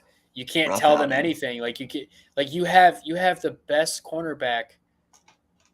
You have the best cornerback in the NFL since easily since Revis, in my opinion. Yeah, yeah, And you're not going to have him follow the number one wide receiver. That is ridiculous. That's so dumb in my opinion. That's so dumb. What yeah. like what? And And they have two number ones really. And Debo and Ayuk. You could have put him on either one of those. Is fine, but it's mhm. like, man, I don't know. I just don't understand it. I don't get it at And all. that's why, like, honestly, and I've heard so many people do it, say, hey, this we'll win this game, we'll still be such and such. I do not want to predict anything until I see our our our defense, man, because if Yep. we'll see it, we will not be this bad all year. But do we No, see no, it? of We course do we not. see it? Do we see it week 2, or do we see it week 6 for the first time? Until I know that, Yeah. you know, until I know that. Wild Wave with the jumping in with a question here. And I get his point. I think he's saying maybe Hmm. we didn't do that shadowing this week because San Francisco has so many. Let's hope, right? Hmm. Let's hope that's why.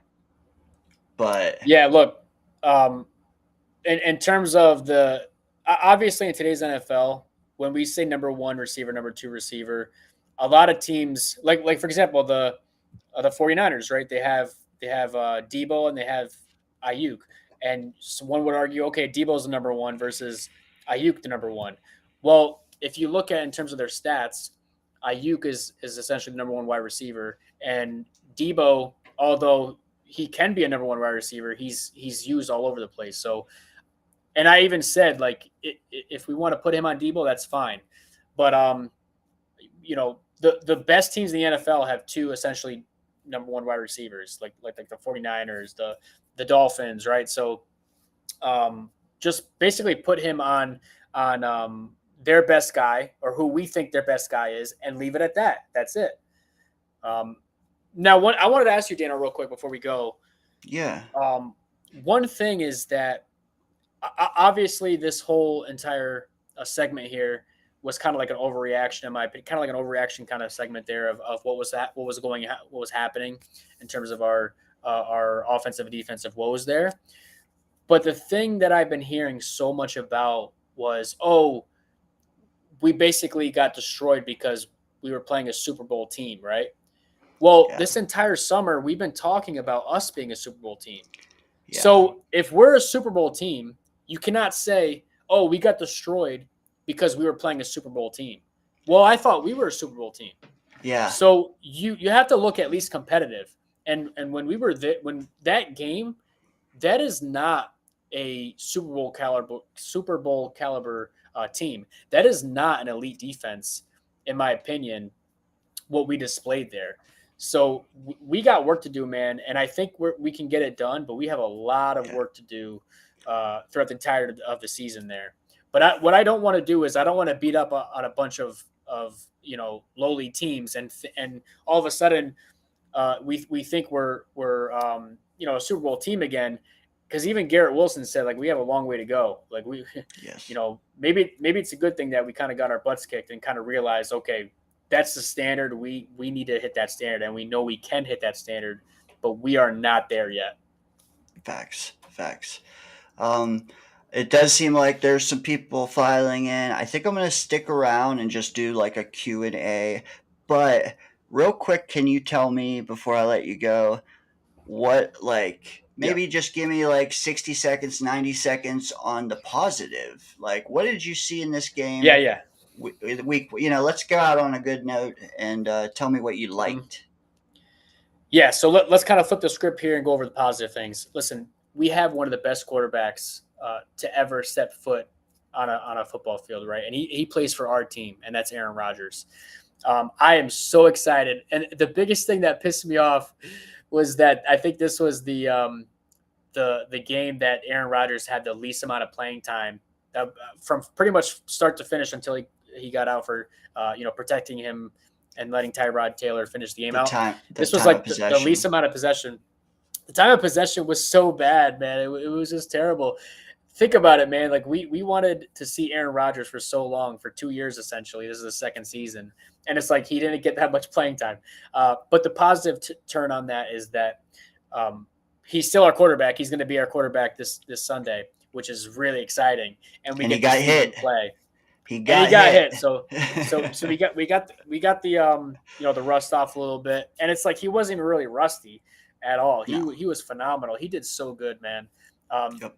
Another big thing too, another positive is that even though Breece Hall didn't have his best game, I think he's going to bounce back and have a tremendous season. He's still a really, really good running back, one of the best in the NFL. We have Garrett Wilson. We're going to have Mike Williams coming back healthy. He's practicing fully as well. So we're going to be able to gel more. Our offensive line is going to be able to gel more. Hopefully we're able to stay healthy. But listen, it's not all doom and gloom. Like, we're going to be able to win a lot of football games, especially if we're able to kind of fix some of those defensive woes that we had there. But man, having Aaron Rodgers there for us is so valuable, man. It's priceless. Him being able to take that leadership and be able to to lead from the front is just incredible, man. And yeah, Garrett Wilson. Listen, he is one of the best wide receivers in the NFL. He was able to have 1,000 yards back to back in his first 2 seasons with bums at quarterback. he's going to have a great year this year, man. And we're going to win a lot of football games, Dano. Agreed, man. Agreed. Hey, Mike, I appreciate you, brother. And I said it Absolutely. Yeah. before. I said it a million times. It was a little bumpy from my end with the film, but next time I'll have you, man. I'll have it a lot more cleaned up, just like the Jets will, Yeah. Yeah. right? No worries. Yeah. Absolutely. This was kind of like our preseason there. Hey, have a good night, brother. Good Yeah. night. Thanks. You have a good rest of your day, man. Thank you. All right, Mike the Stat Guy, man, hell of a guy. Like I said, a lot of that, like I said, I watched and I didn't like what I saw. Nice to see though that like it goes even deeper than that. Like, the only problem is like a couple adjustments go a long way because if those holes and lanes are a little smaller and the opponents are a little worse, we scored 19 points in 21 minutes, right? That's positive. You scored 19 points in 21 minutes. They scored 32 points in 40 minutes.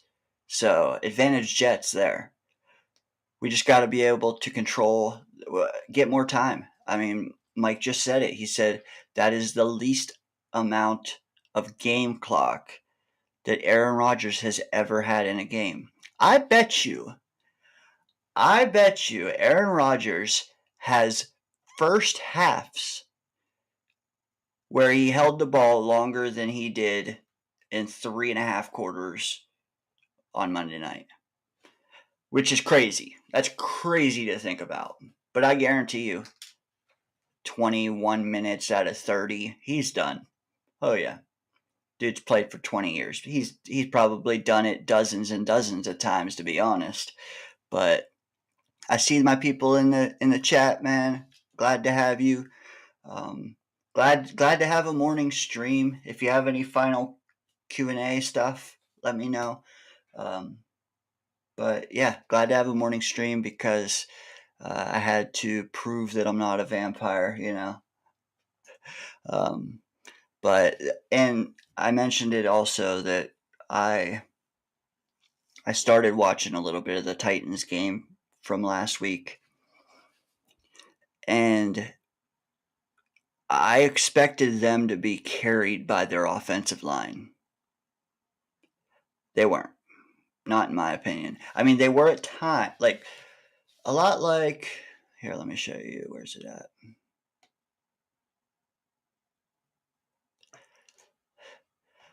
You see AVT in this clip? I mean, I've showed it before, but their O-line was a little like this. It has snaps like this. I seen Skoronsky get eaten like AVT's getting eaten here. And be ready for that. Number 77 for the Titans. That could be an advantage. If Kinlaw or Quinnen are lined up over him, keep an eye. He's going to have great reps where he stifles our rush. He's also going to have reps where we make him look like that. So that's definitely something to watch. But again, they weren't exactly the same as the O-line we just watched for San Francisco. They have a little more exploitable areas. Also, their receivers are very good individually. Ridley, DeAndre Hopkins, I think Tyler Boyd, I believe, is the third one. That's a damn good three-headed monster. Damn good. However, I saw Ridley getting open. Levis threw some bad balls. So, do we get, again, how did the Bears beat them? By capitalizing on the mistakes, turning the ball over. They blocked a punt, pick six.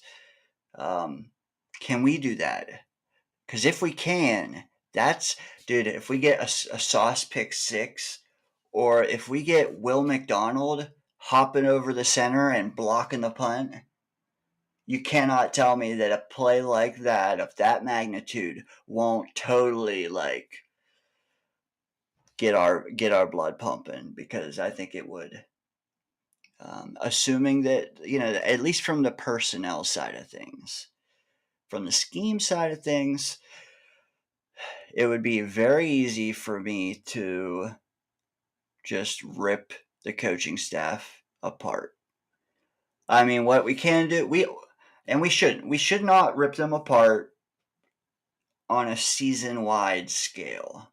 We can definitely rip them apart on a single week 1 performance, though. That I'm comfortable doing.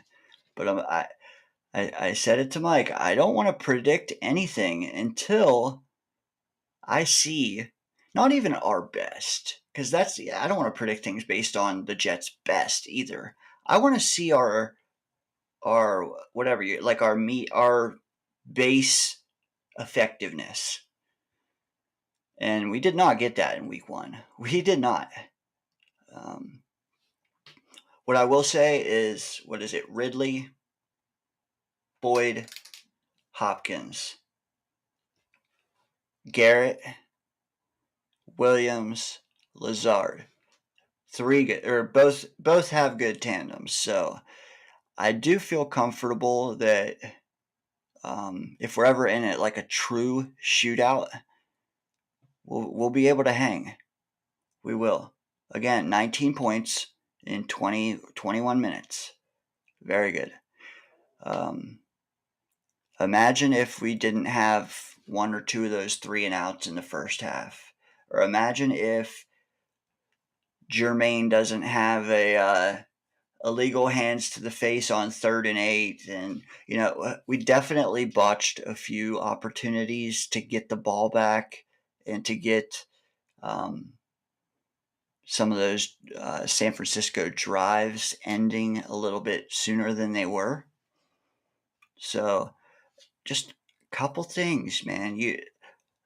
A hole in this alignment is buttoned up a little bit. You don't have the penalties you had in certain scenarios.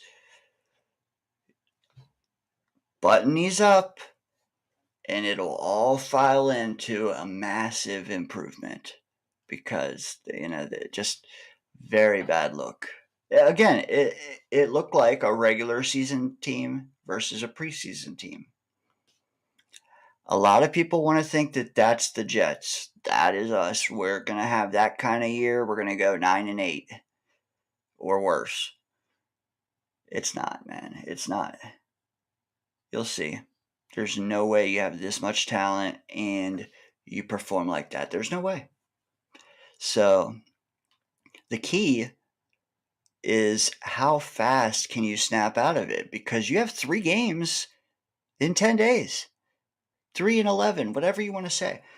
That's the problem. That is the problem, because anyone can start rusty. When you start rusty, though, and you have 3 games in 10 days off the bat, 2 of them away, better not start 0-3. I'm not saying we will, but 0-2 is there. Let's thank you, Rich.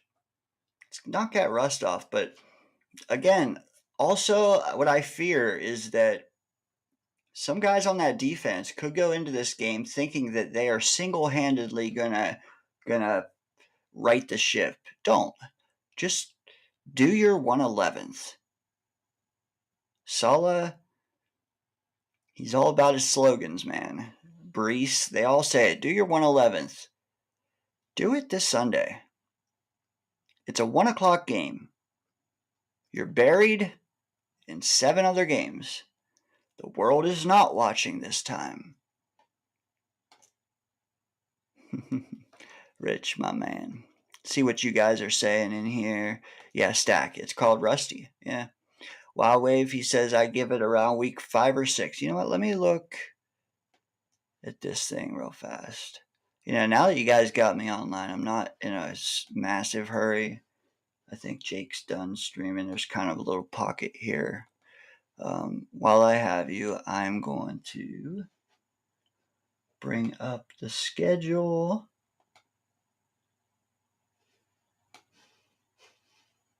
Whoop.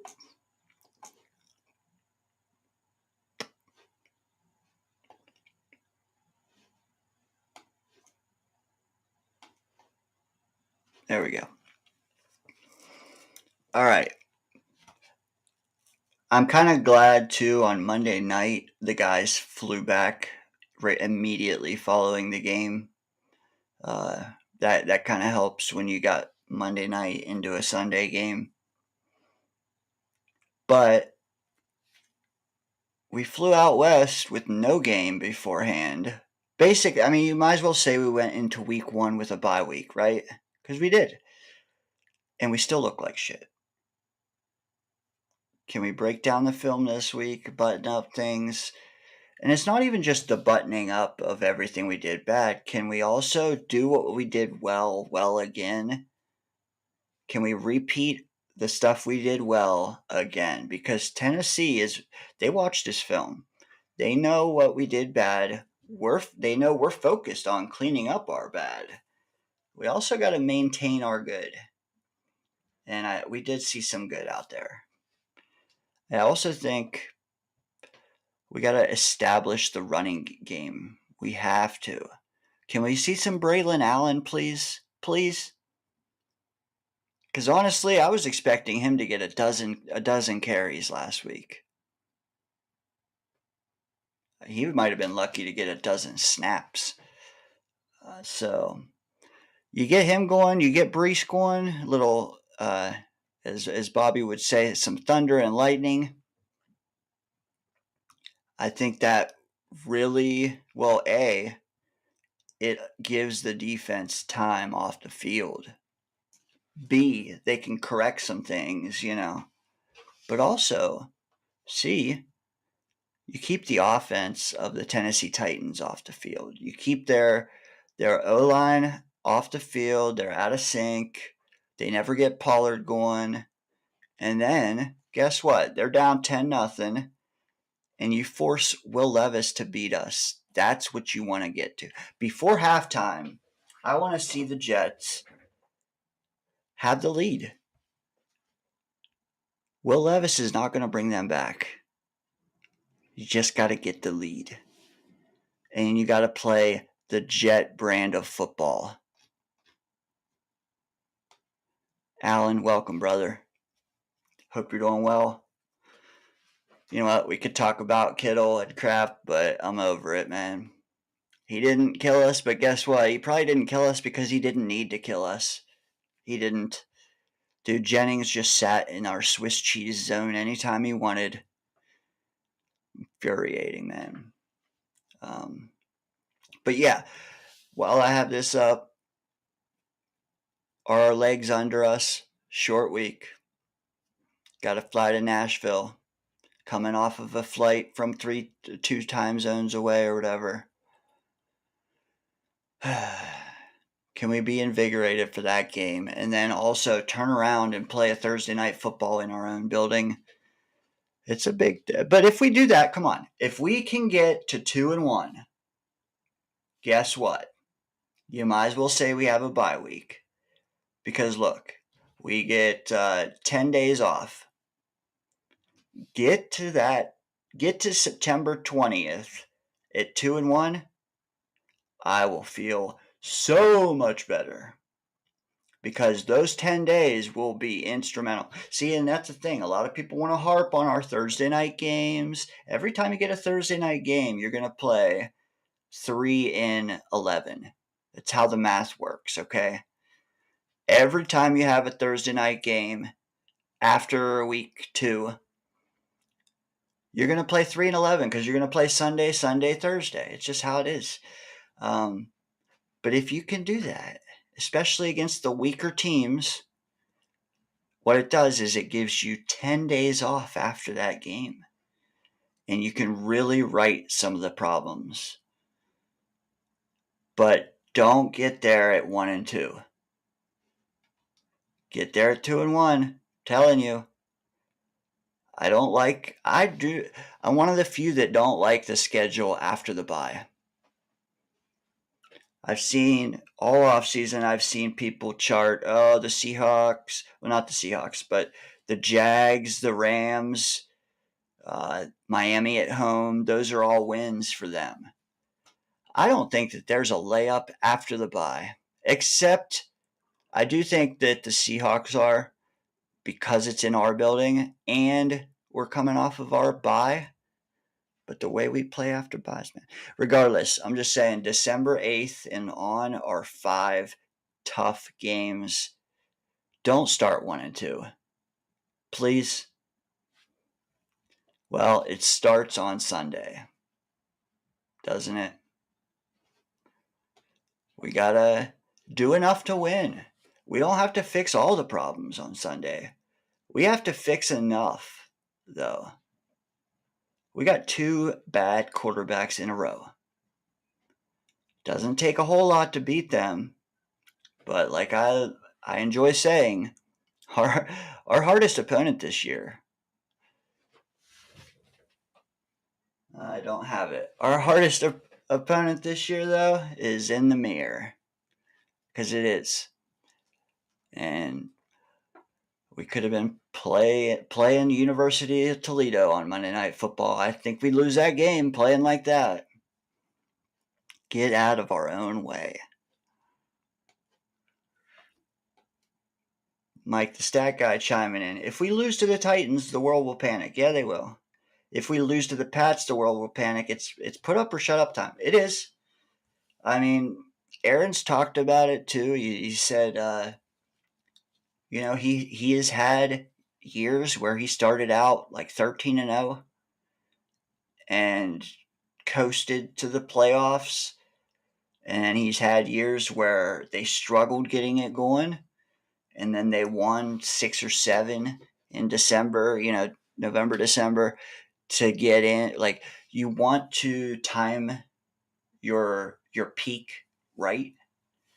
But that's the thing. These next 2 opponents, Tennessee, the Patriots, we don't need to see our best. We just can't see that.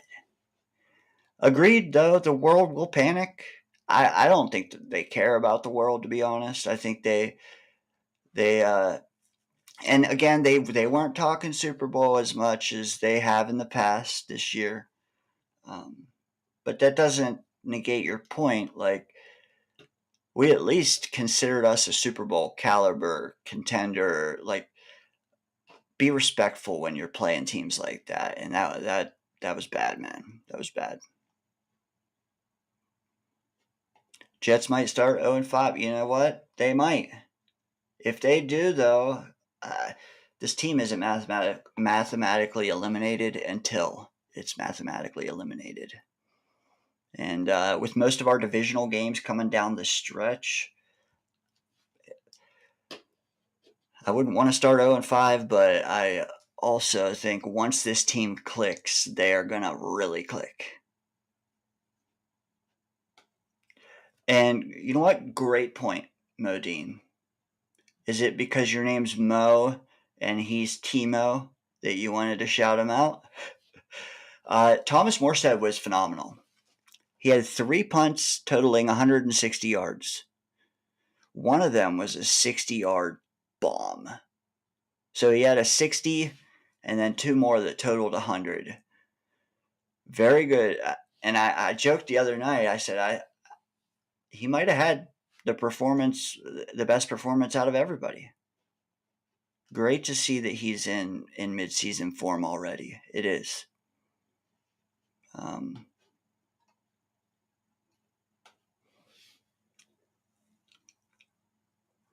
Worse than the Jets. You know what?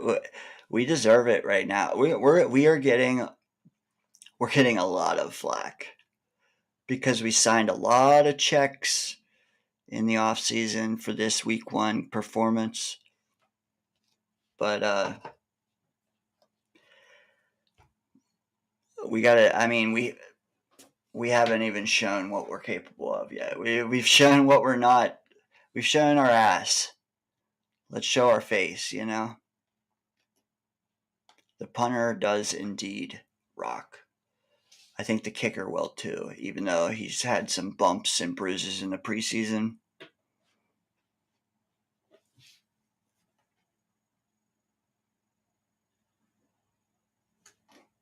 Hey, leave Allen alone, man. He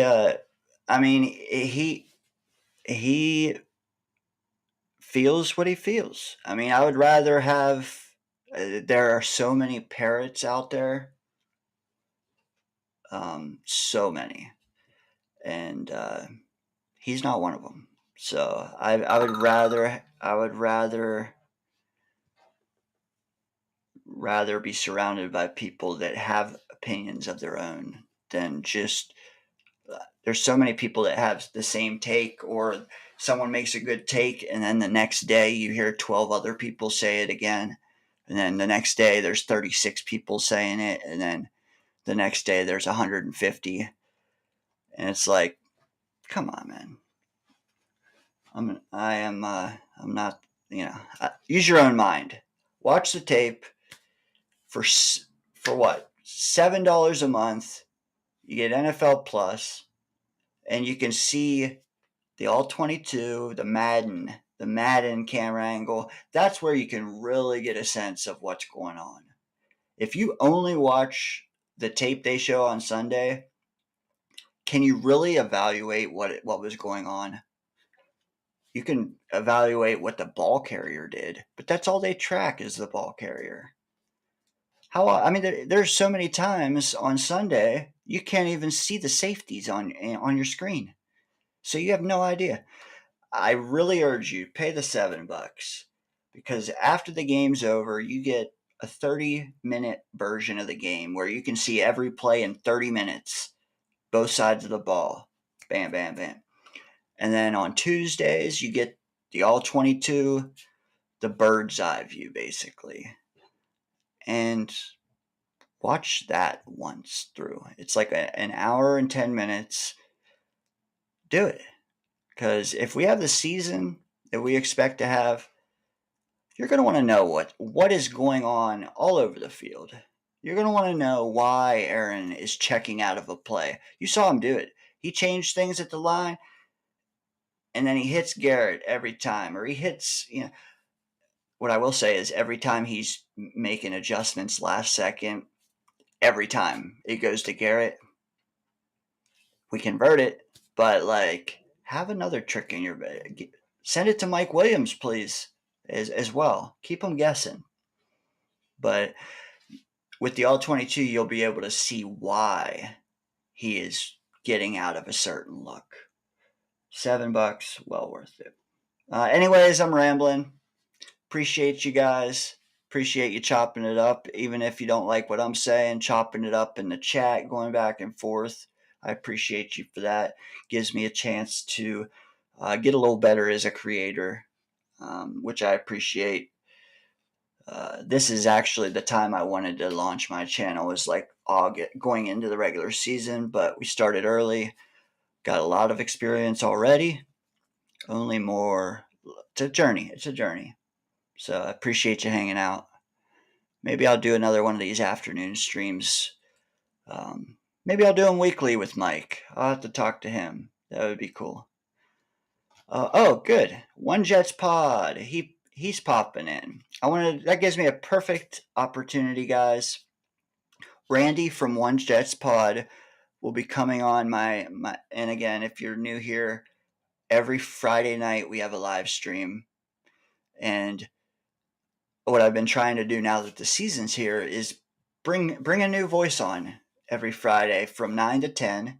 I mean, we have a longer stream, but really stay like a little more structured from 9 to 10. Bring a guest on. What do they think of last week, and what do they think of next week? Well, week one's edition got Randy coming on, man. He's another small time like me, still getting our traction. Jets content creator. So if you like, especially, dude, some of his graphics and logos and stuff are awesome, man. Check his channel out, though, for real. And also, if you go to my stream that I already have scheduled for tomorrow night, hit the like button on it. You can see his channel is like a blue link you can click. That'll help you get there if you need to. But come on over tomorrow night, 9 p.m. We'll start at 8:30, but we'll get Randy at 9 and see what he has to say. Definitely worth a follow.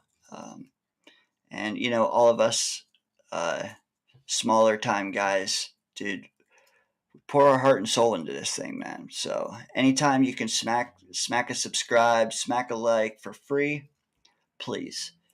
You know, um, looking forward to it, brother, as well. I do. Hey, I saw a few others popping in here. Richard from Jersey, appreciate you, brother. If you guys can hit the like button, subscribe.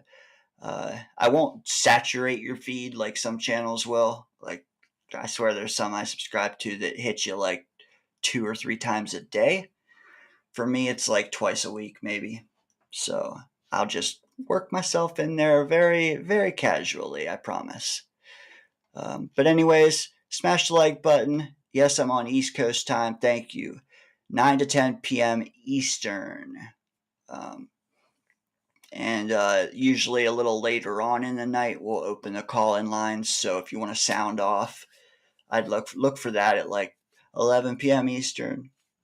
But have a good day, guys. Enjoy your, what is it now, Thursday? Enjoy your Thirsty Thursdays. Miami and the Buffalo Bills are tonight. So on our way out, guys, let me know in the chat score prediction for Thursday night football.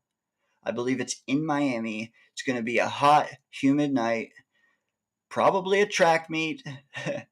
But Devon A-Chain may or may not play. Jeff Wilson, though, is a bruiser, and I love that guy.